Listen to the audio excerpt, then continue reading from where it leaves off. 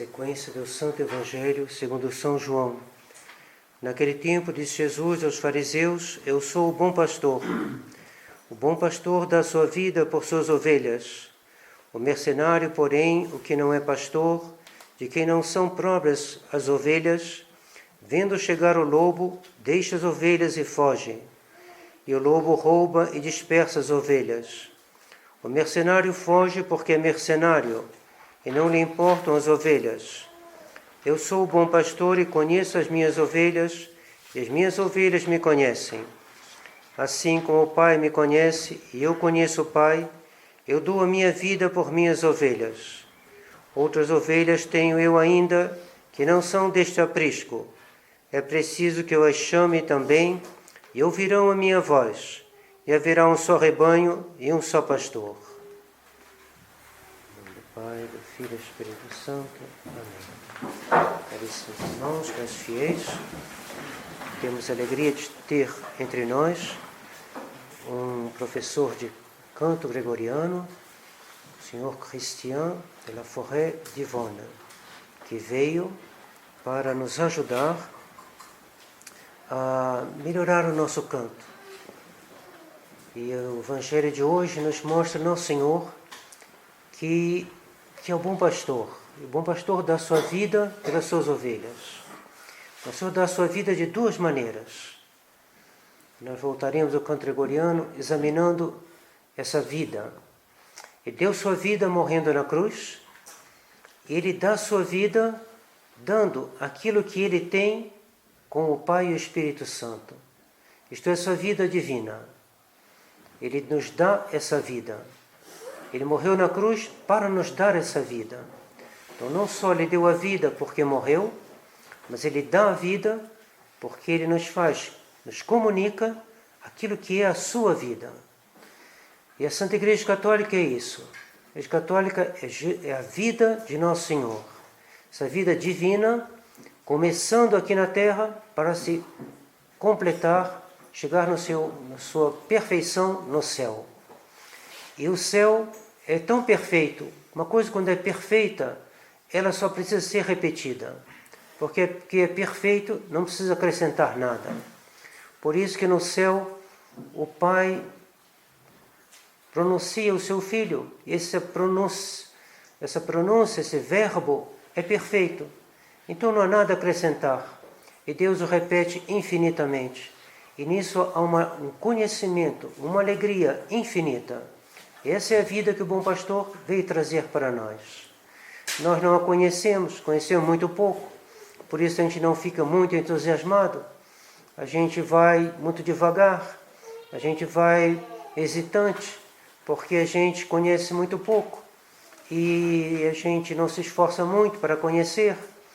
Daí a necessidade que a gente tem de se confessar, de comungar, de meditar, de cantar, porque o canto gregoriano também é um pensamento. A arte é também um pensamento. Esse pensamento nos fala de Deus. O canto gregoriano vem dos padres da igreja. Vem dessa... ele vem do que há de mais santo entre os doutores da igreja. Vem de São Gregório Magno, vem diante de São Gregório Magno. E juntamente com a liturgia, juntamente com a arquitetura, juntamente com tudo que faz essa elevação da alma, ele nos aproxima do conhecimento de Deus. Porque é um canto gerado pela fé católica. E tudo que vem da fé católica conduz a Deus. São Pio X dizia: quero que meu povo cante na beleza. Por quê? Porque São Pio X quer que a gente cante da maneira mais católica, da maneira que nos aproxima mais de Deus. Então, tudo que pode nos aproximar de Deus, a gente deve ter apreço por isso. E não deixar que a vulgaridade entre em nossas vidas. Porque a vulgaridade afasta de Deus.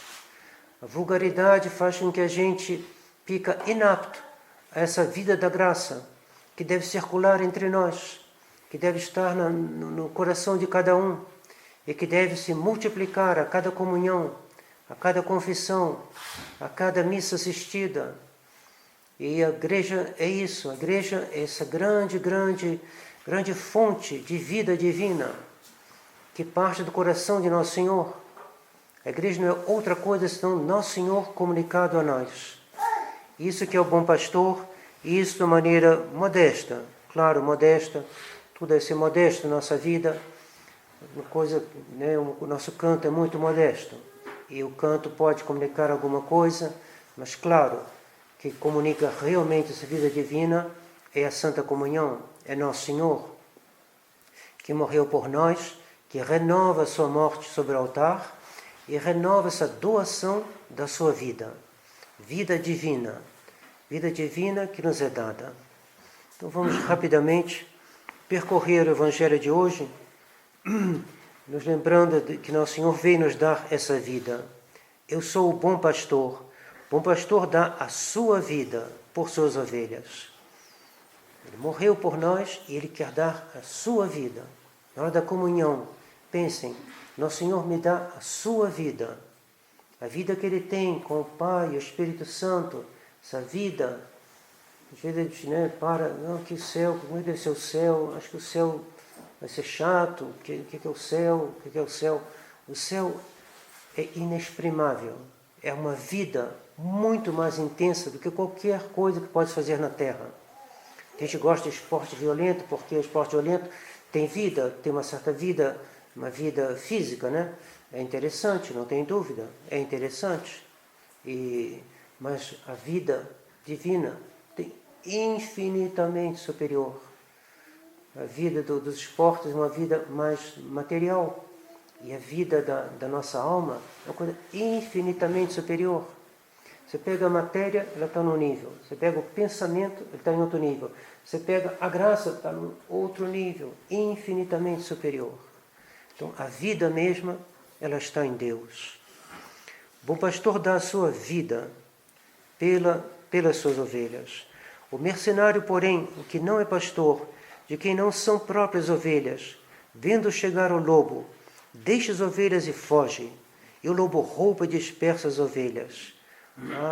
Há uma ameaça para essa vida. Essa vida que nós recebemos no batismo, ela é ameaçada. Porque há lobos que rodam em volta de nós.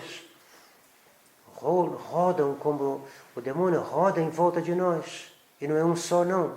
Há uma multidão de demônios. E não é só o mundo, não é só o demônio, é o mundo também, que roda em torno de nós. Nós vivemos no meio do mundo. E então tudo isso o pastor deve se ocupar. Por isso que o padre tem obrigação de chamar a atenção. O padre tem obrigação de lembrar que a gente deve se confessar, de repetir e de... qual é a função do Papa? A função do Papa é de indicar os erros. E os papas fizeram, indicar os erros modernos. E por isso convido os homens a irem nas conferências do Monge João Batista. Porque os homens têm que saber. Porque esses lobos estão rodando por aí. E esses lobos se intensificaram, porque entraram dentro da igreja. Tomaram conta do Vaticano II. E se a gente não quer escutar o que o pastor disse, que os papas ensinaram, São Pio X, São Pio IX, Pio XI, Pio XII, então a culpa é nossa. Porque os pastores falaram. E a ovelha deve escutar. E seguir o bom pastor, não o mau pastor. Seguir São Pio X e não os papas conciliares. Seguir a verdade e não a mentira do mundo moderno. Não a mentira do liberalismo. Mercenário, porém, o que não é pastor. O São Lefebvre, depois do concílio, podia ter dito, não sinem as ovelhas. Pessoal que está no Brasil, olha, estou pouco ligando, não sinem as ovelhas, sou francês. A África já me tiraram de lá, acabou, já não tenho responsabilidade com elas. A minha pátria, não me quiseram, os bispos franceses fizeram campanha contra mim, ou vou para o meu cantinho, eu não tenho nada a ver com isso, não fui eu que criei essa confusão, eles que resolvam essa confusão. Ele não fez isso. Ele não fez isso. Ele fez mais do que era obrigado a fazer. O mercenário faz isso. O mercenário está pouco ligando. O São Lefebvre não estava pouco ligando. E por isso que a gente beneficia do seu esforço. E seu esforço não é outra coisa senão imitar o que Deus, Ele mesmo fez. Imitar o que fez Nosso Senhor. O Senhor poderia ter dito, eles pecaram, que se virem. Preferiram escutar o demônio do que a mim, que se virem. Deus não fez isso. O Senhor veio ao mundo. E não só veio ao mundo, não só ensinou, mas morreu por nós na cruz. E não só morreu por nós na cruz, mas fundou a Igreja Católica. Para que a Igreja Católica se expandindo por o mundo inteiro, as ovelhas fossem chamadas, e fossem protegidas, e fossem levadas para o céu. O mercenário foge porque é mercenário, e não lhe importam as ovelhas. Eu sou o bom pastor, e conheço as minhas ovelhas, e as minhas ovelhas me conhecem. Eu conheço essa vida divina, é conhecer Nosso Senhor. A vida da alma é conhecer e amar. E a gente começa conhecendo Nosso Senhor, conhecendo a sua vida, meditando a sua vida. O que Nossa Senhora em Fátima pede para meditar 15 minutos nos mistérios do Rosário? Para conhecer Nosso Senhor, meditar a sua vida, o que Ele fez por mim, como é que Ele morreu, suas virtudes, sua força, na hora da paixão, força que teve Nosso Senhor, de saber que vinha, sabia tudo que ia acontecer. E Ele não fugiu, porque Ele é forte. Meditar nessa força. Se admira muito a força física e a força de Nosso Senhor. Quem admira? Quem medita nela? Quem medita nas virtudes de Nosso Senhor? Minhas ovelhas me conhecem. E conhecem se meditarem os mistérios do Rosário. Se não meditarem, não conhecerão. E se não conhecerem, não o imitarão. E se não o imitarem, não chegarão ao céu. E se perderão. E se perde um número imenso de almas. Nossa Senhora em Fátima repetiu várias vezes. Muitas almas se perdem. Porque não há ninguém que reze por elas e sacrifique por elas. E Jacinta dizia, virá uma guerra e morrerá muita gente e a maioria irá para o inferno. E ela ficava sempre preocupada, coitada dessas almas. E no inferno, uma vez entrou lá, a gente não sai? E Lúcia dizia, não, Jacinta, não sai. Você não vê que é eterno? Mas depois de muitos anos, será que não acaba? Não, Jacinta, você não vê que é eterno? E Jacinta ficava abismada. Eterno, eterna perda das almas. Por quê? Porque não quiseram conhecer Nosso Senhor. Que não se aplicaram a meditar sobre os mistérios do Rosário. Assim como o Pai me conhece e eu conheço o Pai, assim como o Pai me conhece e eu conheço o Pai, eu dou a minha vida pelas ovelhas. Assim como o Pai me conhece, vocês também conhecerão o Pai. E nisso encontrarão aquilo que erradamente os outros procuram no divertimento. Procuram em coisas fúteis, vãs, e perdem o principal. Assim como o Pai me conhece e eu conheço o Pai, e eu dou a minha vida por minhas ovelhas. Outras ovelhas tenho ainda que não são desse aprisco, pessoas que estão afastadas da igreja e que a gente tem que atrair pela nossa oração, pelo nosso sacrifício, pelo nosso bom exemplo, dando um bom livro, falando de Nosso Senhor. É preciso que eu as chame também e ouvirão a minha voz. E haverá um só rebanho e um só pastor. A minha voz, o canto gregoriano, é um pouco isso. É a voz de Deus, é a voz da igreja, é a voz de Nosso Senhor.